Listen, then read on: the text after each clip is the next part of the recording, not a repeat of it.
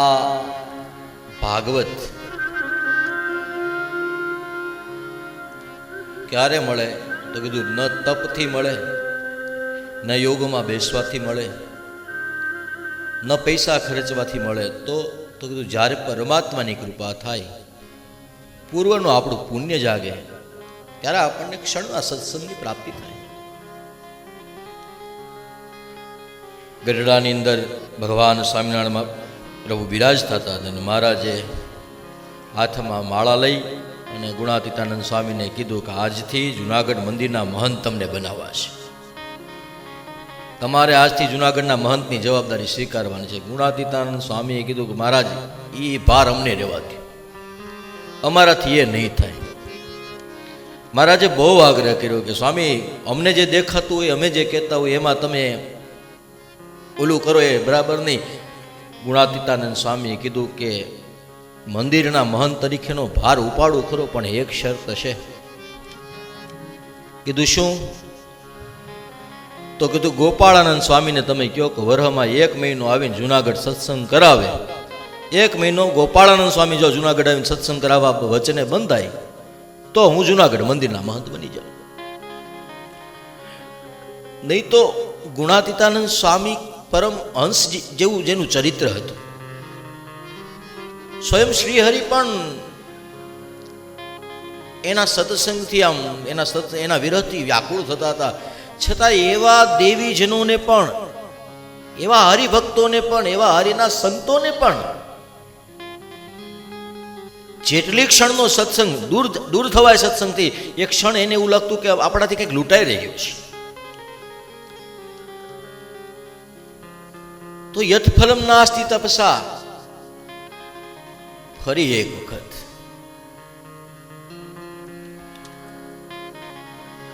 કોઈ પણ વસ્તુ ભગવદ્ ગીતાની અંદર દ્વારિકાધીશે કીધું છે અર્જુનને, કર્તુમ અકર્તુમ અન્યથા કર્તુમ સર્વથા સમર્થ. જે કંઈ કરું છું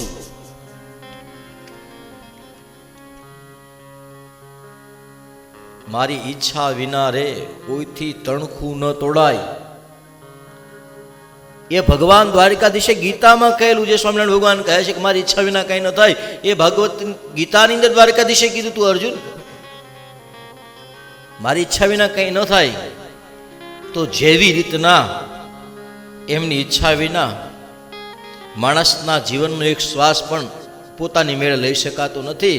તો શ્વાસે શ્વાસે લેવાતું સ્વામિનારાયણ કે તમારા ઈષ્ટદેવનું નામ એ એની કૃપાનો પ્રતાપ છે.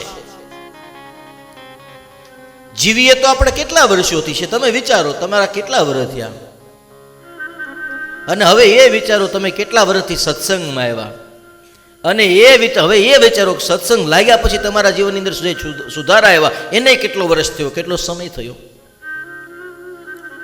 અને હવે એ વિચારો કે સાચો સમય કયો, આપણા જેટલા વર્ષ થયા હોય એટલા એમાં કયો સમય જ્યારે આપણે સત્સંગ નહોતા કરતા, સત્સંગથી વિમુખ હતા, એ સત્સંગમાં આવવાનું શરૂ કર્યું, એ કે સત્સંગ લાગી ગયા પછીનો સહેજે જવાબ નીકળશે કે જ્યારથી પરમાત્માના નામમાં પ્રીતિ લાગી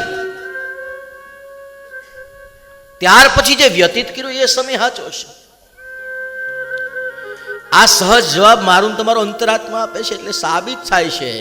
યદ ફલમ નાસ્તિ તપસા ન યોગે ન સમાધિના. આ ન તપમાં બેસવાથી મળે, ન યોગમાં બેસવાથી મળે, ન સમાધિમાં. વિચારો તો ખરા, જ્યારે આ દર્શનની છઠ્ઠી હશે જે દિવસે, તે દિવસે માએ એવું વિચાર્યું છે કે આ મારા દીકરાના લગ્નમાં આપણે સપ્તાહ કરીશું. ભલે તમે નહોતું વિચાર્યું, પણ લલાટ પટલિખિતમ પિતા હતા ષષ્ઠે દિને સાક્ષર માલિકામ ચ તામ લગ્ન પત્રિકા પ્રગટી દીપો યથાવસ્તુ ગૃહાંધકારે. લગ્ન પત્રિકામાં શ્લોક છે, એમાં ચોખ્ખું લખ્યું છે કે આજે જે માંડવામાં વંચાઈ રહ્યું છે એ તો છઠ્ઠીના દિવસે લખાઈ ગયું છે. કોઈ દીકરીના દીકરા સાથે લગ્ન થાય છે એ કંઈ આમ જ તમે નથી કરતા, વિધાતાએ કર્યા છે. આપણે છૂટું કરી શકીએ, બાંધી ન શકે. બાંધવાનું કામ ઈશ્વર કરે છે. છૂટા પડવાનું, નોખું થવાનું, લડવાનું, ઝઘડવાનું આ બધું ભગવાન નથી કરતો, એ આપણી વૃત્તિઓ કરે છે, આપણો અહંકાર કરે છે, આપણી બુદ્ધિ આપણને લડાવવા મજબૂર કરે છે. વૃત્તિ તો મૂળ તો ક્યાં, પ્રશ્ન ક્યાં આવ્યો છે? માણસ માણસથી દૂર થતો જાય ક્યાં? જ્યાં મારું ને તારું આવ્યું ત્યાં. અને એટલા માટે આ મારું આ તારું એવો ખ્યાલ જગતનો ખોટો, હું નાનો તું મોટો એવો ખ્યાલ જગતનો ખોટો.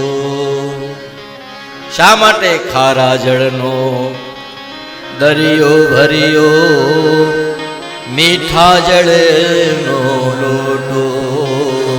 ખારા જળનો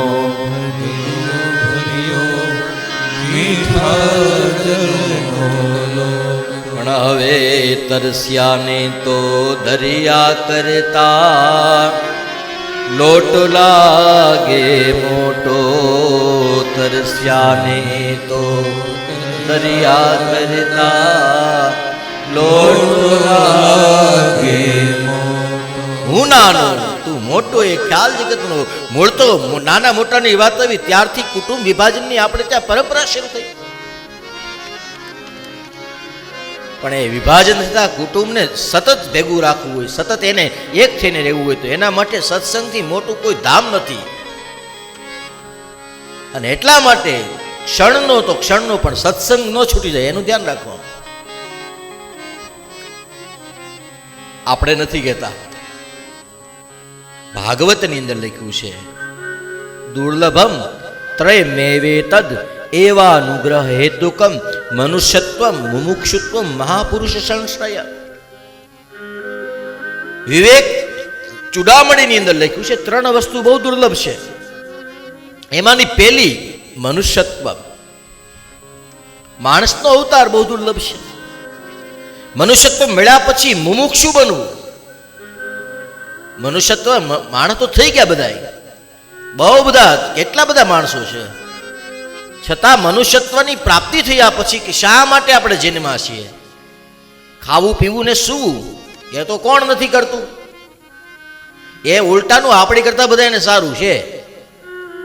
હંમેશા કહું, આમાંથી એક કોઈ આંગળી અધર કરો તો દાદા બપોરે 20 રોટલી જોઈએ મારે.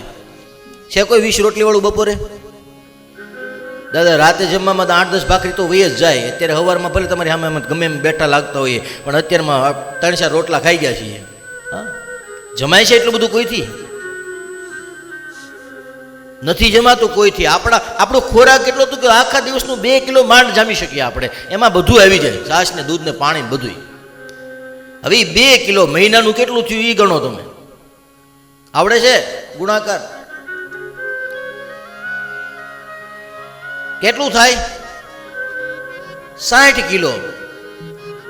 2 કિલો એટલે 60 કિલો. કેટલું થયું? 60 કિલો એટલે ગુજરાતીમાં કહ્યું 3 મણ થયું. હવે 3 ને 12 એટલે ગુણી નાખો, 12 મહિના એટલે 12 × 3 = 36. 36 મણ આપણે બધું આવી ગયું. આખા વરણનું કેટલું જોઈએ? 36 મણ પાણી આવી ગયું. હાથીને દરરોજ 30 મણ જોઈએ છે. આપણે વર્ષે 36, હાથીને દરરોજ 30. હાથી ક્યાંય કમાવા જાય છે? હાથી કોઈના દાડીએ જાય છે? હાથી 6 વાગ્યામાં રોડે ચડે છે? ખાવાથી જ સુખી ગણાતા હોય તો હાથીને બહુ સુખ છે.